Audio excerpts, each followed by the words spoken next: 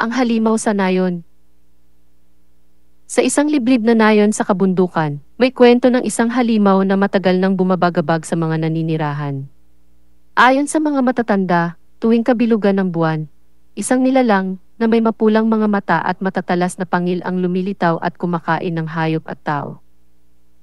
Si Elias, isang binata na matapang at puno ng determinasyon, ay nagpasya na tapusin ang sumpa ng kanilang nayon.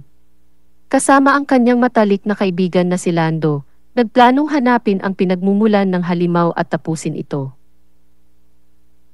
Isang gabi bago ang kabilugan ng buwan, nagpunta sila Elias at Lando sa kagubatan.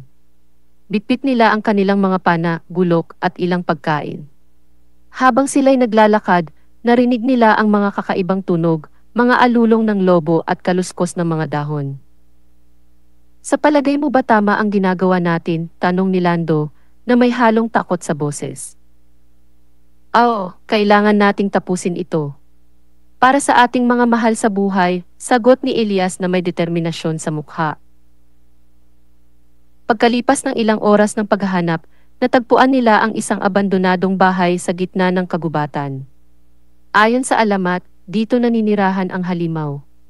Dahan-dahan silang pumasok sa loob ng bahay, hawak ang kanilang mga armas. Sa loob ng bahay, nakita nila ang mga lumang kasangkapan at mga bakas ng dugo. Naramdaman nila ang malamig na simoy ng hangin na tila baga nagpapahiwatig ng panganib. Biglang may narinig silang mabigat na hakbang mula sa itaas na bahagi ng bahay. Handa ka na ba? Bulong ni Elias kay Lando. Handa na, sagot ni Lando habang hinigpitan ang hawak sa gulok. Dahan-dahan nilang inakyat ang lumang hagdan. Sa bawat hakbang, lalong lumalakas ang kabog ng kanilang mga dibdib. Nang makarating sila sa itaas, nakita nila ang isang malaking pintuan na tila puno ng kalawang. Binuksan nila ang pintuan at doon nila nakita ang halimaw. Ang nilalang ay may malalaking pangil, mapulang mga mata at balahibong parang lobo. Humalinging ito nang makita sila. Ngayon na, sigaw ni Elias. Bumaril si Lando ng pana, ngunit iniwasan ito ng halimaw. Nagsimula ang matinding laban, lumaban sila Elias at Lando ng buong tapang.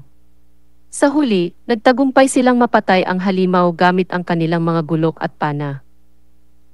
Pagkatapos ng laban, nasunog nila ang abandonadong bahay para masiguro na wala ng halimaw na muling babalik.